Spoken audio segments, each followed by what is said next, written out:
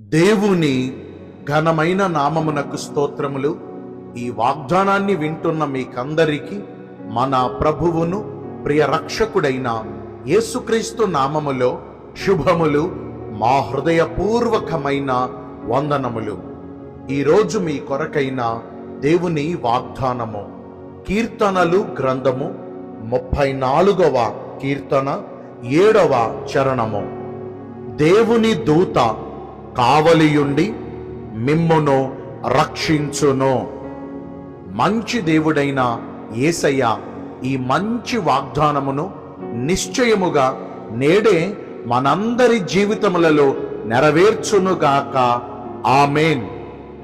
ఈ వాగ్దానాన్ని మనము పరిశీలిస్తే బబులోను సామ్రాజ్య అధినేత అయినటువంటి రాజైన నెబుకద్నెజరు ఏలుబడిలో బబులోనీయులు యెరూషలేము మీదకి దండెత్తి వచ్చి యెరూషలేము దేవాలయములోని సమస్త ఉపకరణములను దోచుకుని యెరూషలేములో ఉన్నటువంటి యవ్వనులైన యూదులను చెరపట్టుకుని యెరూషలేమును కూల్చివేసి కాల్చివేసి ఆ యవనస్తులందరినీ బబులోను సామ్రాజ్యమునకు బానిసలుగా కొనిపోయారు.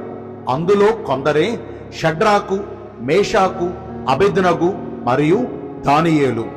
వీరి జీవితాలలో జరిగిన అద్భుత కార్యములను గురించి మనము వివరించుకుంటే, దేవుని ఆజ్ఞకు లోబడిన వారై, దేవునిని మిక్కుటముగా ప్రేమించిన వారై, దేవుని చిత్తమును నెరవేర్చుచున్నారు కాబట్టే విగ్రహాలకు బలి అర్పించిన వాటిని భుజించనందుకు గాను, రాజు ప్రతిమకు నమస్కరించనందుకు గాను ఈ నలుగురు యవనస్తులలో ముగ్గురు యవనస్తులైనటువంటి షడ్రాకు, మేషాకు, అబెద్నెగోలను అగ్ని గంధకాలలో వేశారు.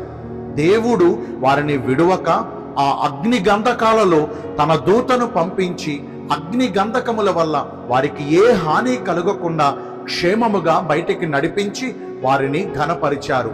అలాగే దానియేలును కూడా సింహాల బోనులో పడద్రోసినప్పుడు దేవుని దూత దానియేలుకు తోడుగా ఉండి ఆ సింహముల వల్ల దానియేలుకు ఏ హాని కలగకుండా దానియేలును ఆ సింహాల బోనులో నుండి క్షేమముగా బయటికి నడిపించి ఆ సామ్రాజ్యమునకు ప్రధానమంత్రి స్థాయికి దేవుడు దానియేలును హెచ్చించారు.